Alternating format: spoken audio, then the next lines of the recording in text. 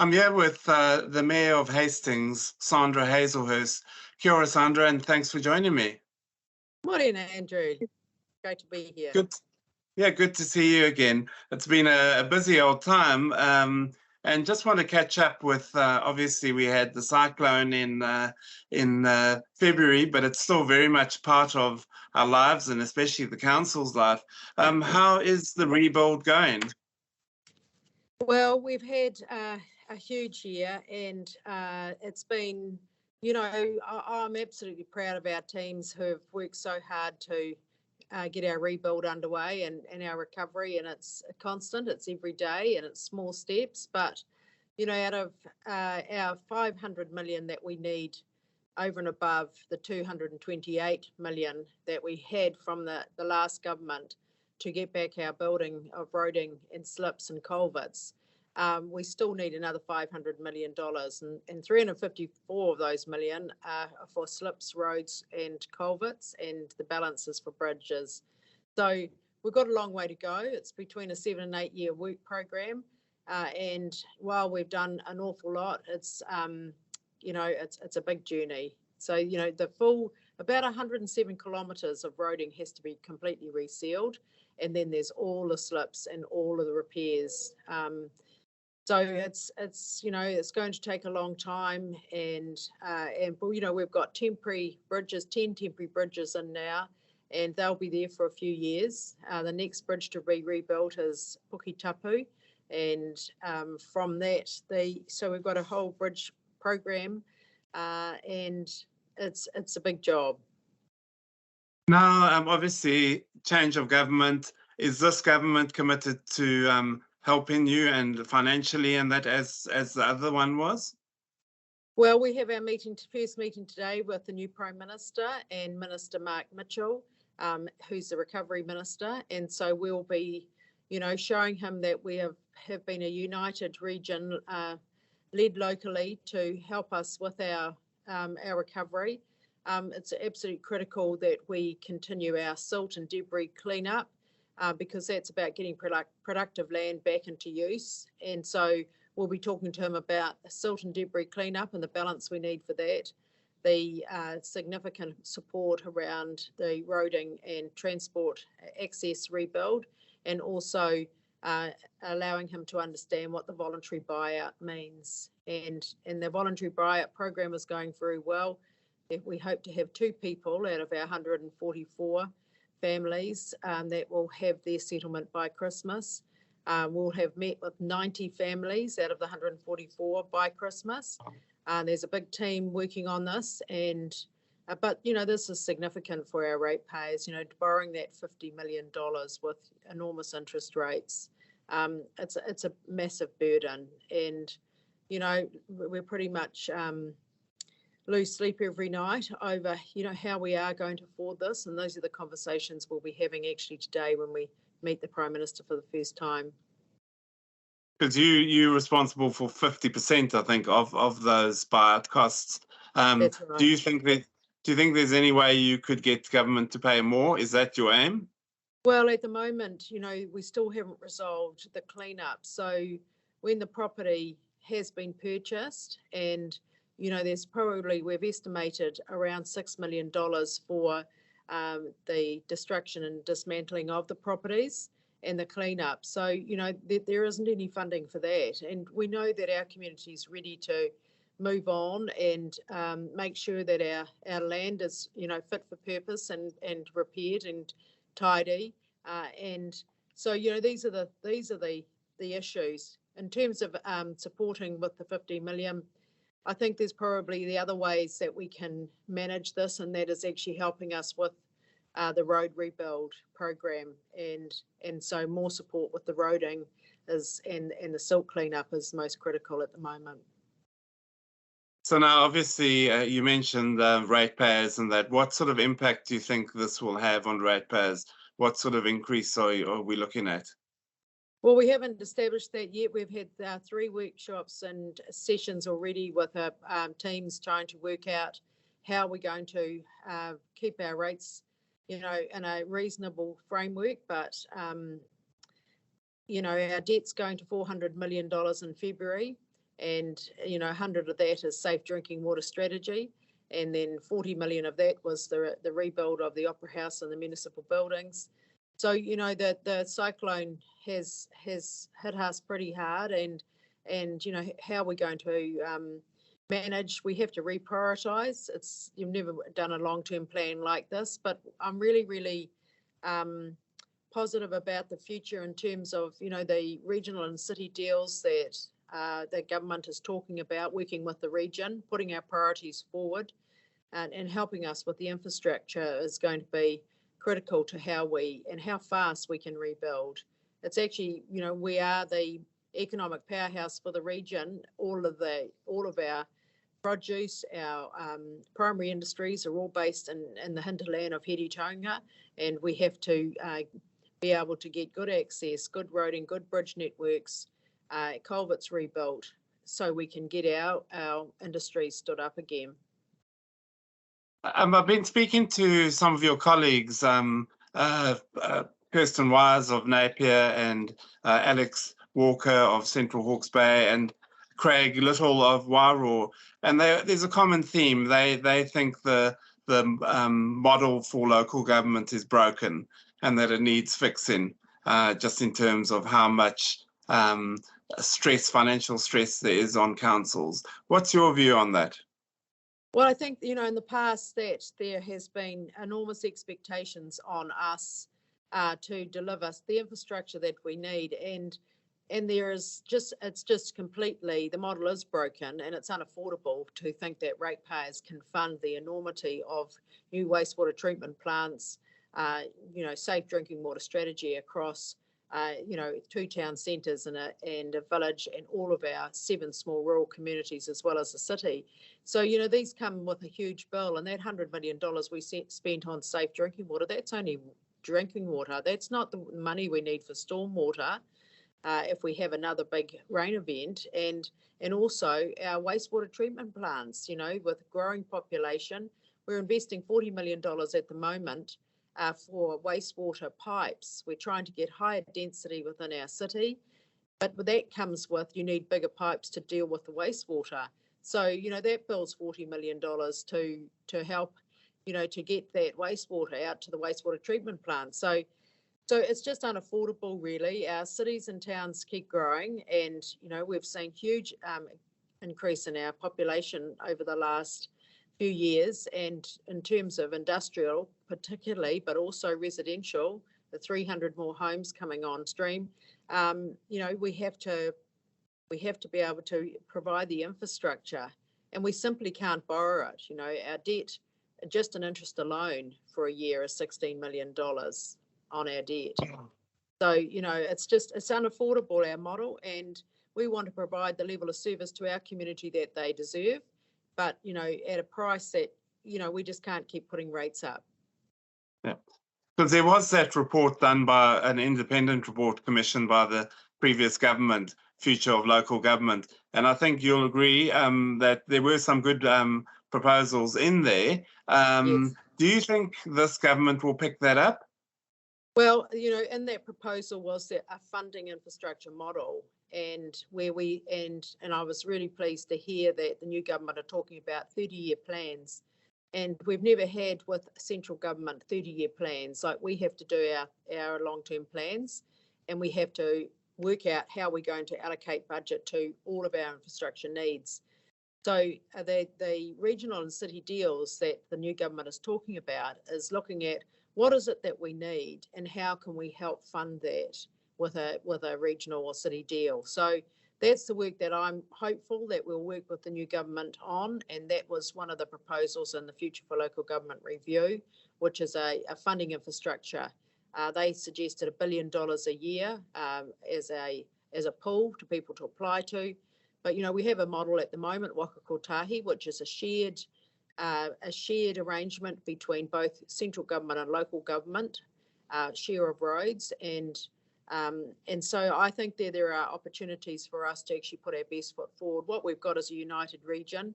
We've got a freight and logistics strategy. We know where we need to invest in the 3 waters. We've got a regional model that we've been working on since 2018 for the 3 waters.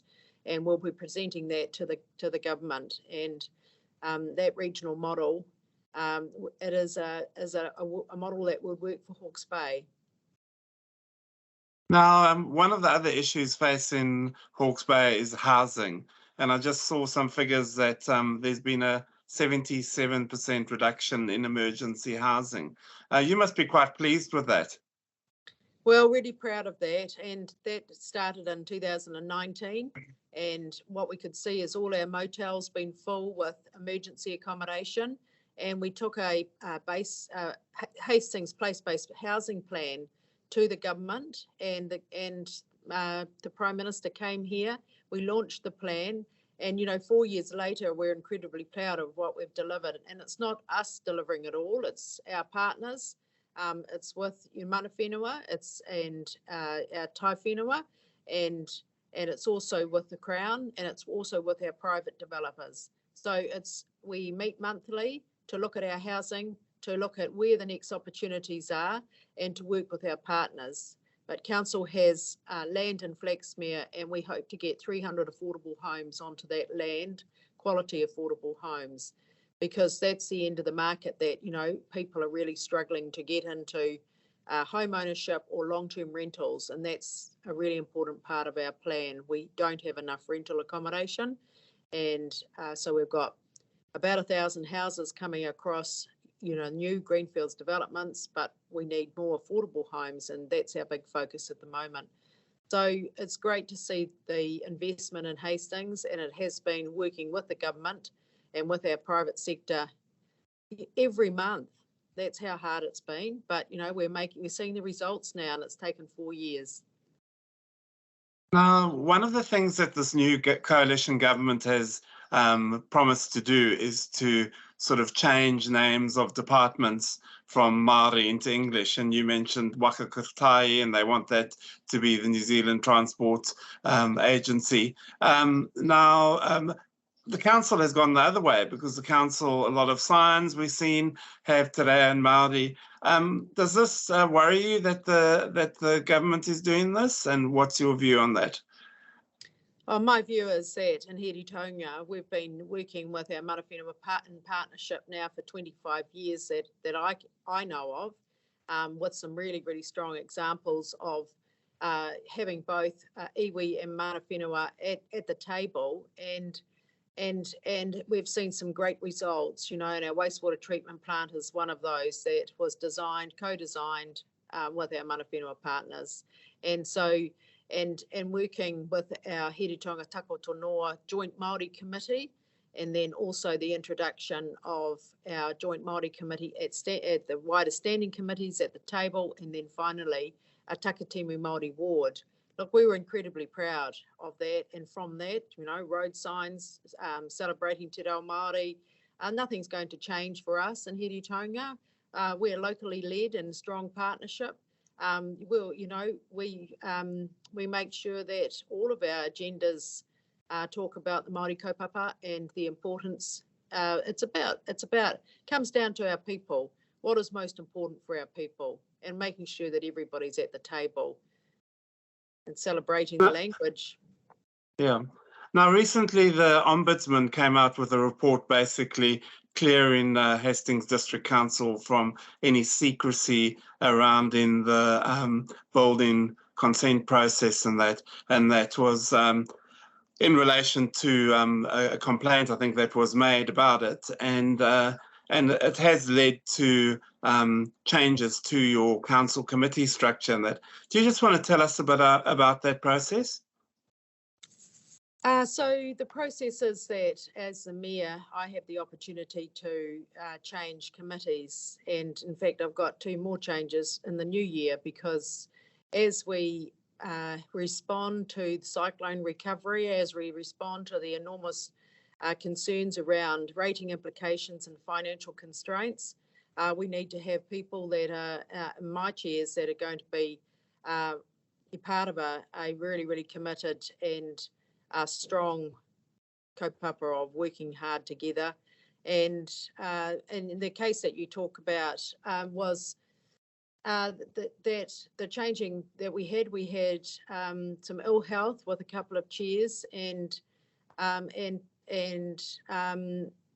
also we had a situation where we have an important case before the High Court at the moment, and that is going to the court, is before the courts at the moment. And we'd had a number of workshops with our full council, and councillors were advised that as elected members and politicians, once matter is before courts, we don't interfere with that process. It is between the judge and the lawyers.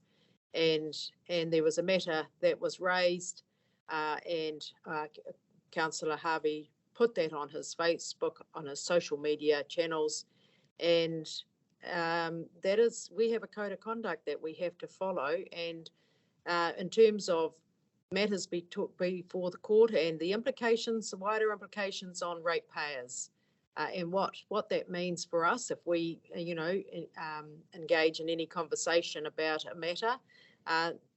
We have to think first and foremost, who do we represent? So it's not about us individually. Our code of conduct represents that. It's about our ratepayers, making sure that they are looked after and safe, and financially down the track, that we're going to do the best for them. And this matter was raised by a councillor through his social media.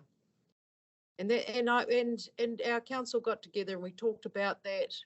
We shared our concerns with that councillor. That's how we do our business here. We're open and honest and transparent. And I was making changes anyway. I'm wanting to have a really strong succession. We've got 6 new councillors. I need to bring them all through so they are trained.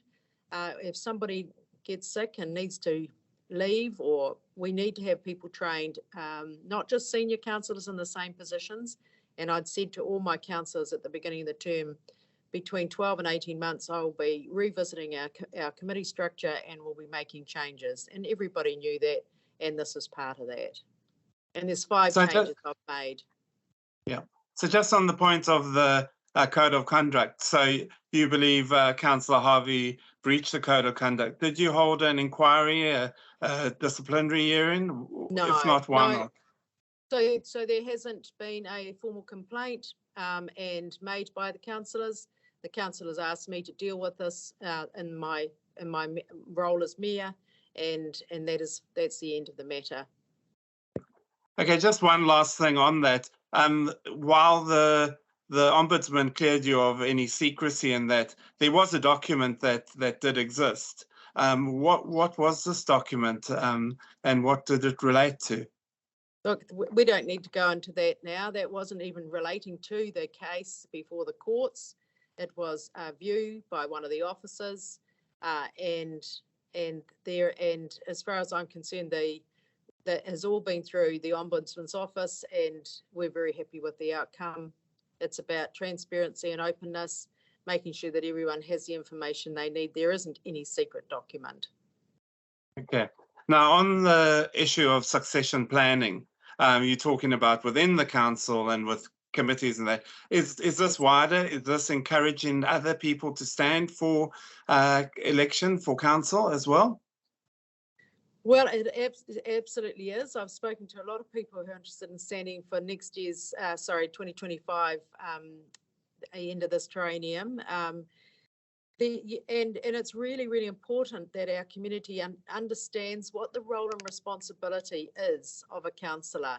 And it's quite tricky because you either have to have other employment, because you can't look after your family and pay a mortgage on what you earn as a councillor and look after your family. So you have to have a business or a job, and for the other few days of the week. But our community knows that I expect our councillors to work 2 full days, and on a Tuesday and a Thursday, and we do all our work on those days, or council work, and then they're expected to attend community events in the evenings and the weekends, and look after the people that elect them through other things. You actually work really hard as a councillor, and so you never do it for the money. You do it because you want to make a difference, and that's why we're all Yeah. here. And we've got some amazing, passionate people out in our community who are looking at standing, but we have to bring we've got some very long-standing councillors. They've made it quite clear they're not standing again, and I have to bring them through. I have to bring all our new people through. So when people move on and have done their time, then we've got people ready to stand up in these chairmanship roles, and that's what's really important. Every mayor has that conversation with their councillors throughout the term to understand what their future looks like and make sure that you have people ready to go and step into these big roles. And they are big roles, and they take a lot of expertise, a lot of hard work, and a lot of training. And so, we've been starting that professional development training right at the beginning of the triennium and bringing people through. And we've seen some fantastic councillors really putting in the hard mahi. Now, just in terms of, there has been talk around the community that there might be some by-elections next year with councillors leaving. Have you heard any talk about that? We have had ill health with one of our councillors, but at this stage, that's up to the councillor to make that call, and that they're working through that at the moment. So, there's always going to be changes to people's lives, and whether they can continue, and we have to manage that as it comes along. And so we'll see what the new year brings. Yeah. Now, the big question is your plans after 2025. Do you feel you've got it in you for another term? It's not whether I've got it in me for another term, Andrew. It's actually about the next 2 years. And, we have a very short, the 3-year terms to say you have your first year to build your team, you have your second year to get stuck in and get some results. And that's what, I see next year, that we're really getting in and delivering. And then you've got the third year where you've got to start thinking about who's in what place, who's ready to go, who's leaving, and get, lined up for a new council. So my personal arrangements, I'm absolutely focused on the next 2 years. I can't think beyond that at the moment. And, I'm just going to make sure that every one of our councillors who is restanding is in a position to either take up any leadership roles that they're interested in taking. Yeah. There's so much more to talk to you about, but I'll limit my questions. The Tomoana Showgrounds, the decision was made to demolish the grandstand, which must have been quite a decision to make. What's going to happen there now? Well, it was a very hard decision because we know that the grandstand's been loved by many, many people since it was built in the 60s. But yesterday, I welcomed all the teams from Australia and around New Zealand to the Canoe Polo Championships, and I saw the stands that are there. And, we have the opportunity of, way people seat in these movable stands, being able to share them between the Regional Sports Park and Tomoana Showgrounds in the future. And there's new modern stands that you can use now and share amongst all of our facilities. So what will happen is, with that the grandstand needs to come down, and what our stakeholders need for both Horse of the Year and the show, AMP show, and any other concerts and so forth. It's about looking at the whole facility and seeing, what we can use for what sort of stands do people need, what sort of seating arrangements do they need for all those events. And as Horse of the Year have said, actually provides us a lot more opportunities than just having one stand in one place.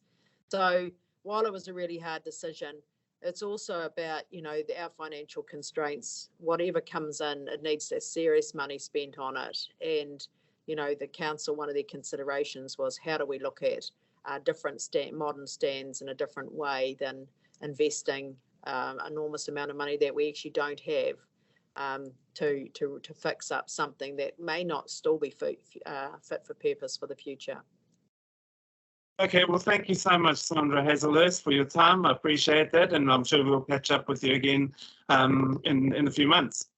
Thank you so much, Andrew. Merry Christmas to you and to all of your listeners and people out there. Our future for 2024, I want to see everyone being calm and to be bright, and our future is bright together.